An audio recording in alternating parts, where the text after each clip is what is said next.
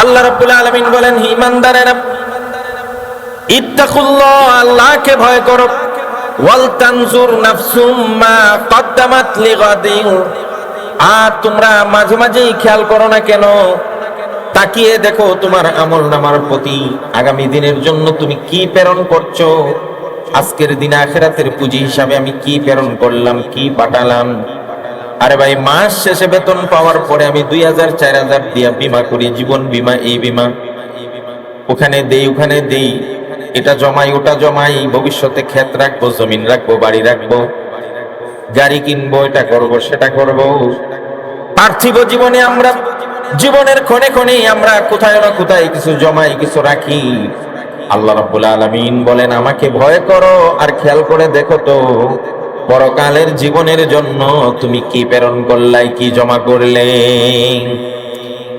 এই আয়াতের ব্যাখ্যা ইবনে কাসির এর 8 নম্বর খণ্ডের 77 নম্বর পৃষ্ঠায় তিনি বলেন, ওয়াল তানজুর নাফসুম মা কদ্দামাত লিগাদ, আই হাসিবু আনফুসাকুম ক্বাবলা আন তুহাসাবু। এই আয়াতের ব্যাখ্যায় আল্লামা ইবনে কাসির বলেন, অর্থাৎ তুমি নিজেকে নিজে হিসাব করো, নিজের আমলনামা, ক্বাবলা আন তুহাসাবু, কারণ অচিরেই কিয়ামতের মাঠে তোমাকে হিসাব দিতে হবে। তোমাকে অন্যের কাছে, আল্লাহর কাছে হিসাব দেওয়ার আগে নিজের হিসাব নাও। ওয়ানজুরু মাযা তাখারতুম লিআনফুসিকুম মিনাল আমালিস সালিহাতি লিয়াউমিন মাআদিকুম ওয়া আরদিকুম আলা রাব্বিকুম। আর আরেকটা কথা স্মরণ করে দিয়ে বলেন, আর তুমি খেয়াল করে দেখো তো পরকালের জীবনের জন্য আমলগুলোকে কতটুকু তুমি সাজাইতে পারলে, আমলে সালেহ কি করলে, আর আল্লাহর কাছে তুমি কি পেশ করলে। পেশ করার মতো এই মুহূর্তে যদি আমি মারা যাই, তাহলে আল্লাহর কাছে আমার পেশ করার মতো কতটুকু আমল আছে, এটাও মাঝে মাঝে খেয়াল করো। আমাদের হিসাব নিকাশ নেওয়া হবে, সকলের হিসাব নিকাশ নেওয়া হবে। স্বয়ং নবীজি বলেন, যেহেতু হিসাব নিকাশ নেওয়া হবে, দুনিয়ার জীবনে তুমি তোমার হিসাব নিকাশ নাও। যেই ছেলেটা এসএসসি এইচএসসি পরীক্ষা দিবে, সে যদি আগের থেকে তার ব্যাপারে সিদ্ধান্ত না নিতে পারে যে আমি আমার বইটা, আমি আমার সাবজেক্টটা কতটুকু আয়ত্ত করতে পারলাম, তাহলে সে পরীক্ষার হলে গিয়ে অন্ধকার দেখবে। সে যদি তার নিজের আয়ত্তটা নিজেই বুঝতে পারে যে আমি পরীক্ষা দিলে মোটামুটি পাশ করব, এই ধারণা নিয়ে সবাই লেখাপড়া করে। ঠিক আল্লাহ রাব্বুল আলামিনের নবী বলেন, আল্লাহর দরবারে হিসাব দেওয়ার আগে তোমরা নিজেরা নিজেদের হিসাব দুনিয়াতে নিয়ে নাও। এটা রাসূলুল্লাহর নির্দেশ। প্রত্যেকটা মানুষকে তার হিসাব দুনিয়াতে নেওয়া হোক, নিজে নিজের হিসাব নেবে। হাদিস শরীফে রাসূলুল্লাহ বলেন, শাদ্দাদ ইবনে আউসিন আনিন নবী সাল্লাল্লাহু আলাইহি ওয়াসাল্লাম قال, হযরত শাদ্দাদ ইবনে আউস বলেন, নবীজি বলেন, আল কাইয়িসু মান দানা নাফসা ওয়া আমিলা লিমা বাদাল মাউত। সবচেয়ে বুদ্ধিমান ওই ব্যক্তি, আমরা মনে করি বুদ্ধিমান ওই ব্যক্তি যে বুদ্ধি খাটায় টাকা উপার্জন করতে পারে, যে বুদ্ধি খাটায় পদ পদবী উপার্জন করতে পারে, বুদ্ধি খাটায় দুনিয়া হাসিল করতে পারে, সে বুদ্ধিমান নয়। আল্লাহর নবী বলেন, বুদ্ধিমান ওই ব্যক্তি মান দানা নাফসা, সে নিজেকে চিনলো, নিজেকে জানলো, নিজের ব্যাপারে সেও অবগত হলো, আমি কোথায় আছি, কি করতেছি। ওয়া আমিলা লিমা বাদাল মাউত, আর পরকালের জন্য সঞ্চয় করলো। সে পরকালের জন্য সঞ্চয় করে সবচাইতে বুদ্ধিমান ওই ব্যক্তি। আল কাইয়িসু মান দানা নাফসা, নিজেকে জানা, নিজেকে চেনা, নিজের ব্যাপারে বিশ্লেষণ করা, বিচারকের সামনে যাওয়ার আগে নিজেই নিজের বিচার করে নেওয়া, আর পরকালের সঞ্চয় অর্জন করা। পরকালের সঞ্চয় যারা অর্জন করে সবচেয়ে বুদ্ধিমান, বলেছেন বিশ্বনবী মুহাম্মদ সাল্লাল্লাহু আলাইহি ওয়াসাল্লাম। এই হাদিসের ব্যাখ্যায় ইমাম তিরমিজি রাহমাতুল্লাহ আলাইহি বলেন, ওয়া মা'না কাউলিহি মান দানা নাফসা, যে নিজেকে চিনলো। নিজেকে চিনবো কিভাবে? আমার নাম অমুক, আমার বাবার নাম অমুক, আমার বাড়ি ঠিকানা, এটা নিজেকে চেনা না। এই হাদিসের ব্যাখ্যায় এটা বলা হয় নাই। ইমাম তিরমিজি বলেন, আই ইয়াকুলু হাসাবা নাফসাহু ফিদ দুনিয়া ক্বাবলা ইউহাসাবা ইয়াউমাল কিয়ামা, কিয়ামতের মাঠে কঠিন হিসাব দেওয়ার আগে দুনিয়াতেই সে নিজের হিসাব নেয়। এটা দ্বারাই বুঝাইছি সে নিজেকে চিনল। তাহলে নিজেকে জানা, নিজেকে চেনার অর্থ এটা নয় আমার নাম, আমার বাড়ি, আমার বাবার নাম, আমার ঠিকানা, আমার ব্যবসা, আমার পেশা, আমার পজিশন, আমার চাকরি, আমার ব্যবসা, এগুলা দিয়ে চিনা নয়। নিজেকে চিনার অর্থ ইমাম তিরমিজি বলেন, আল্লাহর দরবারে হিসাব দেওয়ার আগে নিজের হিসাবটা নিজেই মিলিয়ে নেওয়া। প্রতিদিনের হিসাব প্রতি রাত্রে, সাপ্তাহিক হিসাব শুক্রবারে, মাসিক হিসাব, আবার বাৎসরিক হিসাব, এইভাবে যদি পার্ট বাই পার্ট মানুষ হিসাব রাখে, দুনিয়ার জীবনে ব্যবসা যেমন সুন্দর থাকে, দোকান যেমন সুন্দর চলে, পরকালটাও আপনি আমার এভাবেই সুন্দর হয়ে যায়।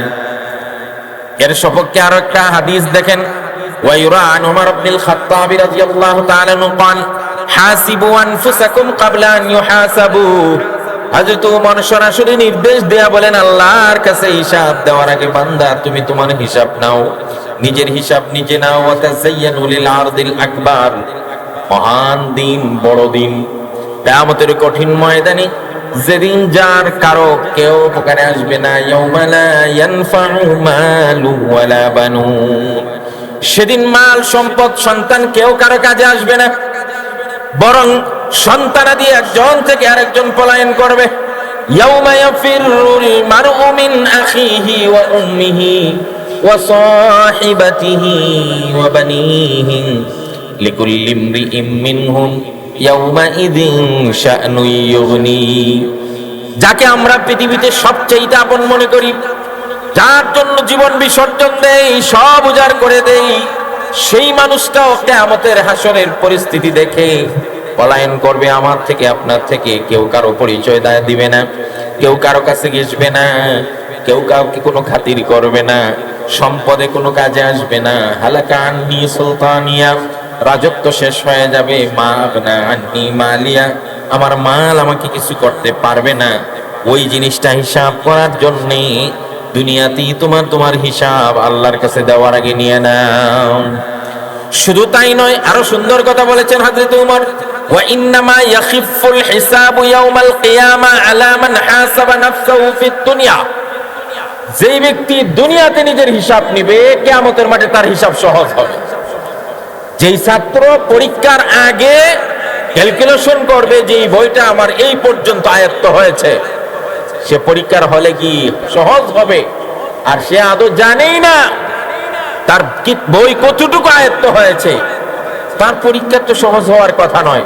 হযরত ওমর বলেন, যে ব্যক্তি দুনিয়াতে তার হিসাব মিলিয়ে গেল, পরকালে তার হিসাব কি হয়ে যাবে? সহজ হয়ে যাবে। শুধু তাই নয়, আরেকটা হাদিস শুনাই। ويرى عن ميمون بن مهزان قال لا يكون العبد تقيا حتى يحاسب نفسه كما يحاسب شريكه من أين مطعمه وملبسه। দুইজন মিলে যদি ব্যবসা করে, তাহলে দুই শরীকের মধ্যে যদি এক শরীক হঠাৎ গাড়ি কিনে ফেলে, দুইজনে মিলে ব্যবসা করছে, মানে এক শরীকে হঠাৎ কি করছে, গাড়ি কিনে ফেলছে, মোটরসাইকেল। ওই শরীককে জিজ্ঞেস করবে না, কিরে তুই আর আমি একসাথে ব্যবসা করি, গাড়ি কিনলে কোত্থেকে, টাকা পেলে কোথায়? তুই যদি প্রতি মাসে 2টা করে ড্রেস বানাস, টাকা পাস কোথায়? নিজের শরীকের ব্যাপারে যেভাবে কোথায় থেকে খাবার খায়, কোথায় থেকে গাড়ি কিনে, কোথায় থেকে বাড়ি বানাচ্ছে, একসাথে আমার শরীক ব্যবসা করি, এটা যেমন আমরা জিজ্ঞেস করি। হযরতে মাইমুন ইবনে মেহজান বলেন, লা ইয়াকুনুল আবদু তাকিয়ান, বান্দা ততক্ষণ মুত্তাকি হতে পারবে না হাত্তা ইউহাসিবা নাফসাহু কামা ইউহাসিবা শারীকাহু, শরীককে যেভাবে হিসাব নেয়, নিজের হিসাব যতক্ষণ সে পরিপূর্ণ না নিবে, ততক্ষণ সে মুত্তাকি হতে পারবে না। আমাদের বিগত একটা বছরের হিসাব মিলাই আয়াতের আখিরাতের জীবনে সফল হওয়ার জন্য দুনিয়াতে কি কি বিষয়ের প্রতি লক্ষ্য রাখতে হবে, আমি যে আখিরাতে সফল হব কোন কোন সাবজেক্টে আমাকে লক্ষ্য রাখতে হবে, খেয়াল করতে হবে। হযরতে আন আবি বারযাত আল-আসলামী রাদিয়াল্লাহু তাআলা قال قال رسول الله صلى الله عليه وسلم لا تزول قدم عبد يوم القيامة। কিয়ামতের কঠিন ময়দানে কোন মানুষ হাসরের মাঠে 50,000 বছর পর্যন্ত উলঙ্গ অবস্থায় খালি পায়ে দাঁড়িয়ে থাকবে। 50,000 বছরের মধ্যে কেউ কদম নাড়াইতে পারবে না, পা নাড়াইতে পারবে না, যতক্ষণ 5টা প্রশ্নের উত্তর না দিবে। আমি তো মনে করি 5টা প্রশ্ন যা কিয়ামতের মাঠে মানুষকে করা হবে, প্রতিদিন শরীর স্মরণ করার জন্য প্রত্যেকের ঘরে ওই অমুক নায়িকা আর অমুক নায়ক, অমুক খেলক, অমুক খেলোয়াড়, এদের ছবি না টানে ফ্রেম দিয়া প্রত্যেকের ঘরেই কিয়ামতের মাঠের 5টা প্রশ্ন ফ্রেম আকারে বেঁধে রাখেন, যাতে প্রতিদিন আপনার নজরে পড়ে, আপনার বোন নজরে পড়ে, বাচ্চার নজরে পড়ে। আমরা এই কাজগুলো করি না। আজকের থেকে এই হাদিসের যে 5টা প্রশ্ন কিয়ামতের মাঠে করা হবে, ওই 5টা প্রশ্ন লিখে গ্লাস দিয়ে ফ্রেম আকারে সুন্দর করে ঘরে টানায় রাখেন। কি আজে বাজে ছবি দিয়ে আমাদের ঘর ভরে রাখি, এই সমস্ত জিনিসে আমার কোনো কাজে আসবে না, যেটা দেখলে আমার কোনো না কোনো সময় মনে হবে আসলে আমি কি এটা করছি কিনা। নবী করিম সাল্লাল্লাহু আলাইহি সাল্লাম বলেন, হাত্তা ইউসআলা আন উমরিহি ফিমা আফনা। আল্লাহর নবী বলেন, গোটা জীবন তোমাকে আল্লাহ দিয়েছেন, 60 70 80 বছরের একটা ঝকঝকে জীবন তুমি পেয়েছিলে। এই জীবনটা কোন খাতে ব্যয় করেছো? আজকে আমার দরবারে, আল্লাহর দরবারে প্রশ্নের উত্তর না দেওয়ার আগ পর্যন্ত তোমাকে পা নাড়াইতে দিবে না। 2 নম্বর বলেন, ওয়ান ইলমিহি ফিমা ফাআলা। তোমাকে যেটুকু জানার তৌফিক আল্লাহ দিয়েছিল, যতটুকু জেনেছিলে সেই অনুযায়ী আমল করছো কিনা। অনেক মানুষ মনের ভিতরে ধোঁকাবাজি করে আর ধোঁকা খায়, খালি কই হুজুররার বিচার কঠিন হবে, আলেমরার বিচার কঠিন হবে, এরা জানে আর আমরা জানি না। এটা কি যারা জানে আর এরা জানি না? এখন এই হাদিসে বলছে যে যতটুকু জানে ওই পরিমাণ কি আমল করছে, সেই পরিমাণ আমলের আজকে হিসাব দিয়ে যাও। আর যদি কেউ বলে হুজুর আমি তো কিছুই জানি না, তাহলে আপনার কি হিসাব সহজ না আরো কঠিন? আরে আপনার তো শাস্তি 2টা, একটা হলো আপনি আমল করলেন না, আর আরেকটা হলো আপনি জানলেন না কেন। আপনাকে জানার জন্য বারবার তাকিদ দেওয়া হয়েছে, কোরআন পড়ার জন্য বলা হয়েছে, শরীয়ত পূজার জন্য বলা হয়েছে। তলাবুল ইলমি ফারিদাতুন আলা কুল্লি মুসলিম। প্রত্যেকটা মুসলমানের জন্য দ্বীনি জ্ঞান শিক্ষা করা ফরজ। তো তুমি ফরজ করলে না কেন, জানলে না কেন? এই জন্য তোমার শাস্তি কম না ডাবল? শয়তানে ধোঁকায় দেখে, আরে আমরা তো কুসুক মানুষ, কিছু বুঝি না, আমরা কিছুই বল। যারা জানে হেরার হবে। চিন্তা করেন শয়তান কত সূক্ষ্ম ধোঁকা দেয়। আপনাকে বলা উচিত যে আমি আমল করি না, এটা এক দোষ, আর জানলাম না কেন, এটা আরেক দোষ, এটা আরেক ফরজ ত্যাগ করেছেন। তিনি জ্ঞান শিক্ষা করা প্রত্যেকটা মানুষের জন্য ফরজ ছিল, সেই ফরজ লঙ্ঘন করার কারণে আপনার এটারও শাস্তি হবে। এই জন্য রাসূলুল্লাহ বলেন, যে যতটুকু জানছে এই পরিমাণ কি আমল করলো, সেটাও কিয়ামতের মাঠে প্রশ্ন করা হবে 2টা। ওয়া আন মালিহি মিন আইনা ইকতাসাবা। বিশ্বনবী সাল্লাল্লাহু আলাইহি ওয়াসাল্লাম বলেন, এই যে চোখ বুঝে আমরা মাল কামাইতেছি, 2 হাতে টাকা কামাইতেছি, আরে বাপ রে বাপ, ওহারে টাকায় ধরা দিছে, ও জন্মের ধরা দিছে, জন্মের ধরা দিছে। কোনদিন চিন্তা করেছে এ হালাল পন্থা নাকি হারাম পন্থা এ টাকা উপার্জন হচ্ছে? কিয়ামতের কঠিন ময়দানে দুদক আর দুর্নীতি দমন কমিশন লাগবে না, আল্লাহর দেওয়া দুদকের কাছে সবাইকে হিসাব দিতে হবে। কথা বলেন ঠিক কিনা? আরে দুনিয়ার জীবনের দুদক আর দুর্নীতি দমন কমিশনের আইনের ফাঁক গলে বের হয়ে যায়, ঘুষ দিয়ে নাম কর্তন করা যায়, কালো টাকাকে ঘুষ দিয়ে সাদা বানানো যায়, দুর্নীতি দমন কমিশন নিজে আবার দুর্নীতিগ্রস্ত হয়ে যায়। কিন্তু কিয়ামতের মাঠে না চলবে ঘুষ, না চলবে কোনো আত্মীয়র পরিচয়, না সন্তানাদির ক্ষমতার পরিচয়। সেই দিন আপনি যা যা কামাই করেছেন, কোন পন্থায় কামাই করেছেন, আল্লাহর দরবারে পয় পয় করে হিসাব দিতে হবে। কথা বলে ঠিক কিনা? মুসলমান দুর্নীতি দমন কমিশনকে ভয় করে না, ভয় করে কার আদালতকে? আল্লাহর আদালত। যদি কোনো শাসক পরকালের জবাবদিহিতার ভয় অন্তরে ঢুকাইতে পারে, কোন নেতা, কোন পদধারী কোন মানুষ যদি আল্লাহর আর পরকালের জবাবদিহিতার ভয় ঢুকায়, চিশ্চিন কালো দুনিয়ার আদালত লাগবে না, সে পরকালের ভয়ে এক কানা করিও দুর্নীতি করতে পারবে না। এই জন্য রাসূলুল্লাহ বলেন, কি কামাই করেছেন সেটা প্রশ্নের জবাব দিতে হবে। ওয়া আইনা তফিমা আনফাকা। 4 নম্বরে বিশ্বনবী সাল্লাল্লাহু আলাইহি সাল্লাম বলেন, আয় যা করেছেন সেটা আবার কোন খাতে ব্যয় করেছেন সেটারও জবাব দিতে হবে। আপনার ঘরে যদি নোটিশটা টানানো থাকে, তাহলে প্রত্যেক দিন খরচ করার আগে একবার হলে লেখাটা পড়বেন যে আমি যে মদ খামো, এখানে তো লেখা আছে কোন টাকাটা কোন খাতে ব্যয় করছি, হিসাব দিতে হবে। কিয়ামতের মাঠে আমি যদি বলি টাকা দিয়ে মদ খাইছি, এই টাকা দিয়ে সিনেমা দেখছি, এই টাকা দিয়ে বাজে কাজ করছি, এই টাকা এই লাইনে খরচ করছি, তাহলে আল্লাহর আদালতে তো আমার হিসাব দেওয়ার কিছুই থাকবে না, আমি লজ্জিত হয়ে যাব। এই জন্য 4 নম্বর প্রশ্ন হলো, তুমি কোন খাতে সেই মাল ব্যয় করেছো সেটারও আজকে জবাব দিয়ে যাও। আর 5 নম্বর হলো আন জিসমিহি ফিমা আবলা। আমাকে আল্লাহ পাক একটা সুন্দর শরীর দিয়েছে, সেই শরীরটাকে আমি কোন খাতে ব্যয় করেছি, কোন জায়গায় ব্যয় করেছি, শরীর ব্যাপারে আল্লাহর দ্বীনের জন্য কি পরিমাণ ত্যাগ করতে পেরেছি, কি পরিমাণ পরীক্ষার সম্মুখীন হয়েছে আমার এই শরীর দিয়ে, সেটাকেও প্রশ্ন করা হবে। আর অন্য হাদিসে অন্যটার কথা আছে, ও আন শাবাবিহি ফিমা আবলা। আল্লাহর নবী সাল্লাল্লাহু আলাইহি সাল্লাম বলেন, বিশেষ করে যারা যুবক আছে, যৌবন কালটাকে মার্কিং করে আলাদা করে, আবার গোটা জীবন থেকে আলাদা করে জিজ্ঞেস করবে, তুমি তোমার যৌবন কালটাকে কোন খাতে ব্যয় করেছো, বিশেষভাবে আজকে এটার হিসাব দিয়ে যাও।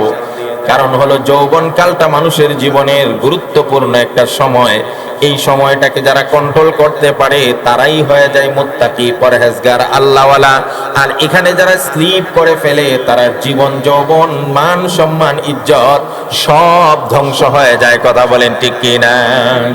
আর সমাজের চোখেও তো মুখ দেখাতে পারে না, আল্লাহর আদালতে অপরাধী সাব্যস্ত হয়ে যায়। এই জন্য যৌবন কালকে বলা হয়েছে আশ-শাবাবু শু'বাতুম মিনাল জুনুন। রাসূলুল্লাহ কয় যৌবন কাল হইলো একটা পাগলামির অংশ, এটার লাগাম যারা ধরে টেনে ধরতে পারে তারা সাকসেস। আর এটার লাগাম যদি ছেটে যায় তাহলে কোথায় যে যাবে, তার ইজ্জত যাবে। একটা যুবক নতুন যৌবনে উদ্দীপন হয়ে শুধু যে ইজ্জত নষ্ট করে তা নয়, একটা মোটরসাইকেল কিনে যৌবনের উত্তাল তরঙ্গমালা বয়ে যায়। মোটরসাইকেল যে রাস্তায় 100 বেগে চালানোই কষ্টসাধ্য, সেখানে সে 160 গতিতে চালাইতে অভ্যস্ত এবং মজা পায়, মনে হয় যে সে প্লেনে উঠেছে। বাস, তার সেই যৌবনের উত্তাল তরঙ্গমালায় পরিশেষে তার পরিণতি হয় জীবন বিনাশ হয়ে অ্যাক্সিডেন্ট হয়ে দুনিয়া থেকে বিদায় হয়। এমন যুবক 1 জন 2 জন না, অসংখ্য যুবকের ঘটনা আমাদের জানা আছে না নাই?